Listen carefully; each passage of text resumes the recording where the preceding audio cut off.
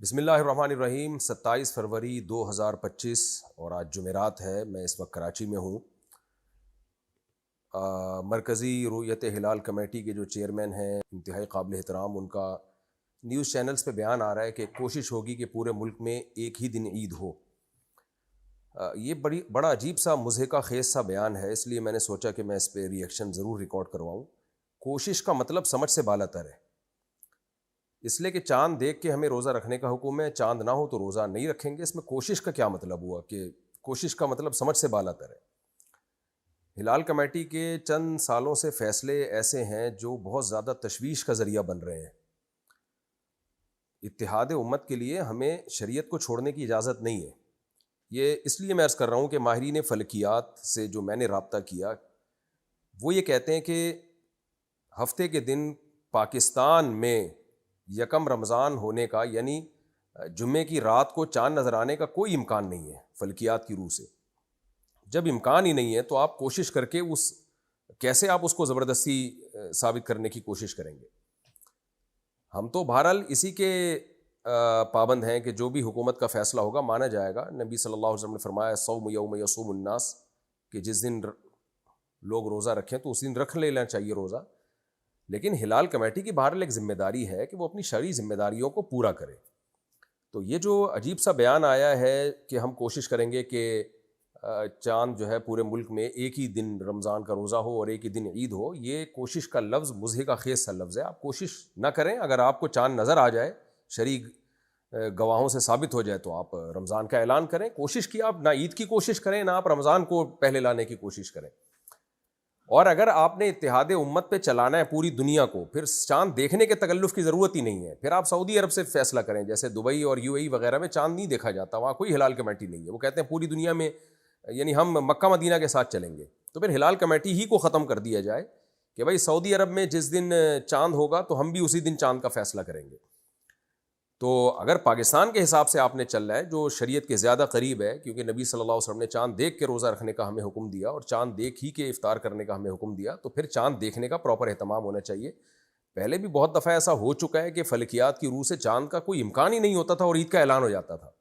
یہ چیز جو فلکیات کا علم جانتے ہیں ان میں بہت زیادہ تشویش کا ذریعہ بنتی ہے یہ چیز۔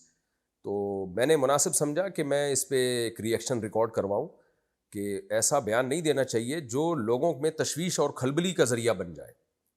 تو اس لیے جو ہے باقاعدہ پراپر وے میں رویت کا چاند دیکھنے کا اہتمام کریں۔ اگر شرعی گواہوں سے ثابت ہوتا ہے اور فلکیات کی روح سے اس کا امکان بھی ہے، فلکیات پر شریعت نے حکم کا مدار نہیں رکھا، لیکن فلکیات کا علم آپ کو یہ بتا دیتا ہے کہ یہ گواہی درست دے رہا ہے کہ نہیں دے رہا۔ یعنی چاند ہونے نہ ہونے کا مدار تو گواہی پر ہے، لیکن سائنسی علوم سے یہ تو پتہ چل جاتا ہے نا کہ گواہی درست ہے یا نہیں ہے۔ اس کی میں ایک آسان سی مثال دیتا ہوں آپ کو۔ شریعت نے یہ کہا ہے کہ دو گواہ اگر گواہی دے دیں کہ اس شخص نے چوری کی ہے اور وہ ثقہ اور قابل اعتماد گواہ ہوں تو چور کا ہاتھ کاٹا جائے گا، کورٹ گواہوں کو دیکھے گی۔ لیکن اگر سائنسی آلات سے پتہ چل جائے، کیمرے لگے ہوئے ہیں اور دو بندوں نے گواہی دی کہ یہ شخص فلاں وقت میں آیا تھا اور یہاں سے چوری کر کے یہ گیا ہے، اور ہم نے جب کیمرے دیکھے تو اس میں ٹائم بھی مینشن ہو رہا ہے اور ہمیں پتہ چل رہا ہے کہ یہ اس ٹائم پہ نہیں آیا یہاں پہ، تو سائنسی آلات سے ہمیں پتہ تو چل گیا نا کہ یہ ایک نمبر کے جھوٹے ہیں، یہ دونوں جھوٹ کی گواہی دے رہے ہیں، تو پھر کبھی بھی چور کا ہاتھ نہیں کٹے گا کیونکہ گواہوں کا جھوٹا ہونا ثابت ہو جائے گا۔ اسی طرح یاد رکھیں کہ 50 آدمی بھی مل کے گواہی دیتے ہیں نا ہم نے چاند دیکھا ہے، لیکن کیلکولیشن یہ بتا رہی ہے کہ چاند تھا ہی نہیں، ہو ہی نہیں سکتا تھا، انسانی آنکھ اس کو دیکھنا یعنی اتنا باریک تھا کہ انسانی آنکھ سے دیکھنا ممکن ہی نہیں ہے۔ ان سائنسی آلات سے ہمیں فوراً یقین ہو جائے گا کہ یہ جھوٹی گواہی ہے۔ تو شریعت نے حکم کا مدار گواہوں پر رکھا ہے، لیکن سائنسی آلات ایجاد اسی لیے ہوتے ہیں تاکہ اس گواہی کو پرکھا جا سکے کہ گواہی ٹھیک بھی دے رہا ہے کہ غلط دے رہا ہے۔ اس کی اور آسان مثال میں آپ کو دیتا ہوں۔ نبی صلی اللہ علیہ وسلم کے دور میں سورج دیکھ کے روزہ افطار کیا جاتا تھا۔ آپ صلی اللہ علیہ وسلم پہاڑ پہ کسی کو بھیجتے اور فرماتے کہ آپ دیکھو کہ سورج غروب ہو گیا ہے، تو اگر وہ بتاتا کہ سورج غروب ہو گیا، گواہی دیتا، تو آپ افطار کر لیتے۔ شریعت نے بھی ایسا ہی حکم دیا، ہمیشہ سے ایسا ہی چلتا آ رہا ہے کہ بھائی آپ سورج دیکھیں، غروب ہو گیا ہے تو آپ روزہ افطار کر لیں۔ لیکن اب جب سائنسی آلات نے ترقی کی ہے اور کیلکولیشن سے ہمیں پتہ چل گیا کہ فار ایگزامپل کہ سورج غروب ہونے کا ٹائم 6:30 ہے شام کو، 25 آدمی 6:15 بجے آ کے گواہی دے رہے ہیں کہ ہم نے اپنی آنکھوں سے دیکھا کہ سورج غروب ہو گیا، تو بھائی سائنس کی جو کیلکولیشن ہے، جو پوری دنیا اس پر متفق ہے، دو چار آدمی نہیں. آپ امریکہ میں کسی سائنٹسٹ سے پوچھیں گے، وہ بھی کہے گا کہ کراچی میں سورج غروب ہونے کا ٹائم 6:30 ہے، اس سے پہلے نہیں غروب ہو سکتا. جاپان کے سائنسدانوں سے پوچھیں گے، وہ بھی کیلکولیشن کر کے بتائیں گے کہ کراچی میں سورج غروب ہونے کا ٹائم 6:30 ہے. تو سائنسی آلات سے اور سائنسی کیلکولیشن سے ہمیں صاف پتہ چل گیا کہ جن 50 آدمیوں نے گواہی دی تھی کہ 6:15 سورج غروب ہوا، وہ جھوٹ بول رہے تھے، ان کو دھوکا ہوا تھا. تو حکم کا مدار یعنی روزہ ہے یا عید ہے، اس کا مدار گواہوں پر ہی ہے. میں اس شریعت کے حکم کو چینج نہیں کر رہا، لیکن فلکیات کا علم یہ ہمیں بتا دیتا ہے کہ یہ گواہ سچ بول رہے ہیں یا جھوٹ بول رہے ہیں، تو اس علم سے فائدہ اٹھایا جائے گا. تو ماہرین فلکیات کہتے ہیں کہ پاکستان میں ہفتے کے دن یکم رمضان ہونے کا کوئی امکان نہیں ہے. تو اس لیے تھوڑا اس طرح کا بیان نہ دیں جو تشویش کا ذریعہ بنتا ہے. ہمارے لیے قابل احترام ہے، کسی کی ذات پہ طنز مقصد نہیں ہے. اور میں لوگوں کو ایک اور بات بھی کہتا ہوں کہ میرے اس بیان کا مقصد یہ نہیں ہے کہ اگر ہفتے کو رمضان کا اعلان ہو جاتا ہے تو آپ ہفتے کو روزہ نہ رکھیں، یہ بھی نہیں ہے. کیونکہ ہم بہرحال پابند ہیں، جو بھی حکومت کا فیصلہ ہوتا ہے یا ہلال کمیٹی کا فیصلہ ہوتا ہے، جہاں شریعت نے کہیں بھی اختلاف کا خطرہ ہو تو پھر حکومت کو اتھارٹی دی ہوتی ہے کہ وہ جو فیصلہ کرے گی وہ سب پہ نافذ ہو جائے گا. تو اس لیے جو ہلال کمیٹی فیصلہ کرتی ہے میں بھی مانوں گا اس کو، آپ بھی مانیں، لیکن ہلال کمیٹی کو چاہیے کہ اپنے فیصلوں کے طریقوں پر نظر ثانی کرے، اور جو جس مقصد کے لیے کمیٹی بنائی گئی ہے پراپر گواہیاں لے، وہ گواہیاں.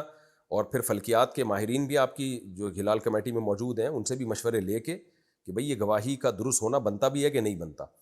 کیونکہ بہت زیادہ کئی سالوں سے یہ تشویش ہو رہی ہے، ہلال کمیٹی کے کچھ فیصلے ایسے ہیں جو بالکل سمجھ سے بالا تر ہیں. بہت دفعہ ایسا ہوا کہ ماہرین فلکیات نے کہا کہ رمضان اس دفعہ 30 روزے مکمل ہوں گے، اور کراچی یونیورسٹی کے جو ماہر فلکیات ہیں وہ بھی، اور جو علماء میں فلکیات کے ماہرین ہیں انہوں نے بھی، دنیا بھر کے ماہرین فلکیات نے کہا کہ 30 روزے مکمل ہوں گے، لیکن 29 کے بعد اعلان ہو گیا کل عید ہے. بہرحال ہم سب نے عید منائی ہے، اس میں آپ کو شک میں ڈالنا مقصد نہیں ہے، لیکن یہ کہ یہ فیصلے بہرحال تشویش کا ذریعہ بنتے ہیں. اور اگر آپ نے اتحاد سے لوگوں کو لے کے چلنا ہے تو پھر بھائی کمیٹی ختم کریں. آپ پھر کہیں بھائی جو سعودی عرب کا جو فیصلہ ہوگا اب ساری دنیا اسی فیصلوں کو مانے گی، اگرچہ ہمیں شرعی لحاظ سے اس پہ تحفظات ہیں، یعنی ہم شرعی لحاظ سے اس کو ٹھیک نہیں سمجھتے، لیکن جس مسئلے میں اختلاف ہو اگر حکومت فیصلہ کر دے، ایسے انتظامی چیزوں میں، ہر مسئلے میں نہیں، ایسے انتظامی معاملات میں حکومت کا فیصلہ پھر سب پہ نافذ ہو جاتا ہے. تو اگر آپ نے اتحاد ہی سے چلانا ہے کہ پوری دنیا کے ساتھ ہی ہم نے چلنا ہے یا سعودی عرب کے ساتھ ہم نے چلنا ہے، تو پھر آپ کمیٹی ختم کریں، اس تکلف کی ہمیں ضرورت نہیں ہے. پھر آپ سیدھا سعودی عرب کے ساتھ آپ کہہ دیں بھائی گورنمنٹ بنا دے بھائی ہلال کمیٹی کو ختم کیا جا رہا ہے، اور مکہ مدینہ میں جس دن روزہ ہوگا اس دن ہمارے یہاں بھی روزہ ہوگا، جس دن عید ہوگی اس دن ہمارے یہاں بھی عید ہوگی. اور اگر ہلال کمیٹی کا نظام لے کے چلانا ہے جو کہ ہماری نظر میں زیادہ شریعت کے زیادہ قریب ہے، تو پھر اس کو پراپر وے میں شہادتیں لینی ہیں، اس کو اتحاد امت کی خاطر یا پورے ملک میں ایک ہی روزے کی خاطر اس شرعی حکم کو چینج نہیں کرنا ہے ہم نے. تو اس آپ باقاعدہ گواہیاں لیں اور فلکیات کے ماہرین سے آپ مدد بھی لیں، تو اس کے بعد آپ فیصلہ کریں، چاہے پورے ملک میں ایک روزہ ہو یا 2 روزے ہوں، الگ الگ دن روزے ہوں، اس سے کوئی فرق نہیں پڑتا. جو اس فیصلے کے خلاف چلیں گے وہ گناہ گار ہوں گے. تو اتحاد کے لیے وہ کام نہ کیا جائے جو تشویش کا ذریعہ بنے. جزاکم اللہ احسن الجزا.